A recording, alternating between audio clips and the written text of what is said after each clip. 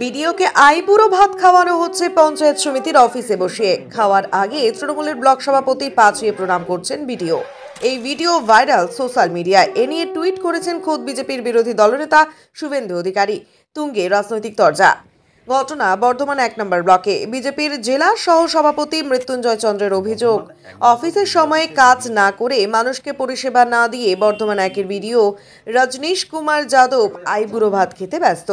পঞ্চায়েত অফিসের চেয়ার টেবিলেই সমস্ত আয়োজন, পিছনে মমতা বন্দ্যোপাধ্যায়ের ছবি। অনুষ্ঠানে হাজির তৃণমূলের বর্ধমান ১ নম্বর ব্লক সভাপতি কাকুলিতা গুপ্ত। থরে থরে সাজানো খাবার খেতে বসার আগে ব্লক সভাপতিকে পায়ে হাত দিয়ে প্রণামও করতে দেখা যায় বিডিওকে। বিজেপির অভিযোগ, প্রশাসন যে তৃণমূলের দলদাসে পরিণত হয়েছে এই ছবি থেকেই তা স্পষ্ট। বিডিও রজনীশ কুমার যাদব বলেন, পঞ্চায়েত অফিসে নয়, আয়োজন হয়েছিল বাইরে মিটিং হলে। আর কাজের সময়ের পর সন্ধে 6:30টায় অনুষ্ঠানের আয়োজন করা হয়। ব্লক সভাপতিকে প্রণাম প্রসঙ্গে তিনি বলেন, তিনি মাতৃসমতায় সংস্কৃতি মেনেই প্রণাম করে আশীর্বাদ নিয়েছেন। অবশ্য শুভেন্দুর টুইট প্রসঙ্গে মুখ খোলেননি বিডিও। তবে কাকুলিতা গুপ্ত শুভেন্দু অধিকারীকে আক্রমণ করে বলেছেন, কোনো কাজ না থাকায় অযথা ইস্যু তৈরি করছেন বিরোধী দলনেতা। আর বিডিও তাকে পায়ে হাত দিয়ে প্রণাম করেননি, শুধু সৌজন্য দেখিয়েছেন মাত্র। সব মিলিয়ে ঘটনায় রাজনৈতিক চাপানোতর চরমে উঠেছে। নেতা শুভেন্দু অধিকারী টুইট করেছেন যে পঞ্চায়েত সমিতির অফিসের ভেতরেই আইবুড়ো ভাত খাওয়ানো হচ্ছে বিডিওকে। কি বলবেন এই বিষয় নিয়ে? এবং পা ছুঁয়ে আপনাকে প্রণাম করছে, কি বলবেন?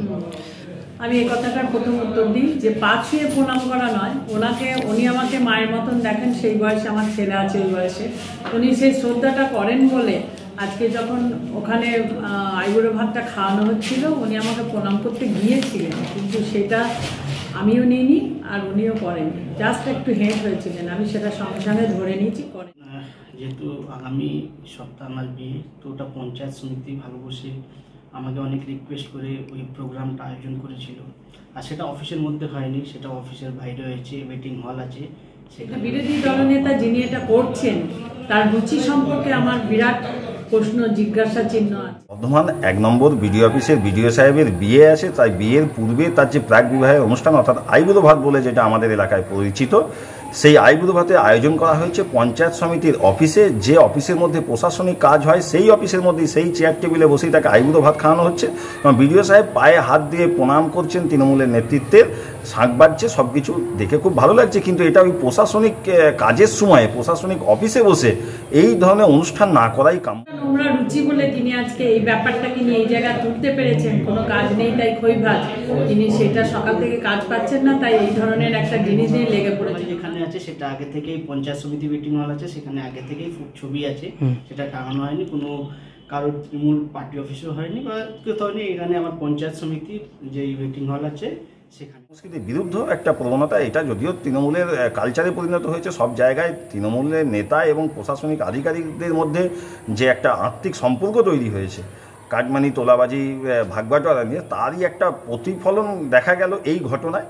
এই কাজটাই ওনারা তৃণমূলের যে নেতারা আছেন তারা যদি তাকে বাড়িতে কোথাও নিয়ে যে করতেন বা কোনো লজে করতেন বা ব্লকের যে পথসাথী মোটেল আছে সেই মোটেলে যে করতেন, তাহলে আমাদের বলার করেছি। এটা নিয়ে কোনো কথা আমি কাউকে উত্তর দেওয়ার প্রয়োজনও মনে করিনি। সবার উপরে মানুষ, সেই আমরা এক পরিবারে একসাথে কাজ করি, সবার মধ্যে সবার একটা ভালোবাসার সম্পর্ক গড়ে উঠেছে। উনি আমাদের নিমন্ত্রণ করেছেন, আমরা তখন সমিতির মেম্বাররা সবাই এটা ঠিক করেছি, করে আমরা এটা করেছি। এতে আমরা কোনো অপরাধ দেখতে পাচ্ছি না। জনগণকে সেবা দেওয়ার পরিবর্তে এই ধরনের ব্যক্তিগত অনুষ্ঠান অফিস আওয়ারে অফিসের মধ্যে বসে করাটা ঠিক হয়নি বলে আমরা বিজেপির পক্ষ থেকে মনে করছি। আসলে তৃণমূল নেতাদের সঙ্গে এই রাজ্যের প্রশাসনিক আধিকারিকদের কাটমানি তোলাবাজি নিয়ে যে একটা আত্মিক সম্পর্ক তৈরি হয়েছে এবং সেই সম্পর্কের প্রতিফলন দেখা গেল এই ঘটনায়। এই ধরনের ঘটনা মোটেই কাম্য নয়। এই ঘটনা শুধুমাত্র বর্ধমান ১ ব্লকে নয়, পশ্চিমবঙ্গের প্রতিটা জায়গাতেই এই ঘটনা ঘটছে। যে কথা, আমরা মানুষ, উনি আমার মা বয়সী, উনি আমাকে আশীর্বাদ করেছেন। ওই আশীর্বাদের পরিপ্রেক্ষিতে আমি ওনাকে প্রণাম করে আশীর্বাদটা নিয়েছি। এটা তো আমাদের কালচার, এটা তো আমাদের শিক্ষা, যেটা ছোট্টবেলা থেকে আমরা দেখি যে যারা আশীর্বাদ দেয় তাদেরকে প্রণাম করতে হয়। তো আমরা মানুষ হিসেবে আমি ওটা করেছি। এবার সেটাকে যদি অন্যভাবে দেখানো হয় সেটা তো কিছু বলার নেই।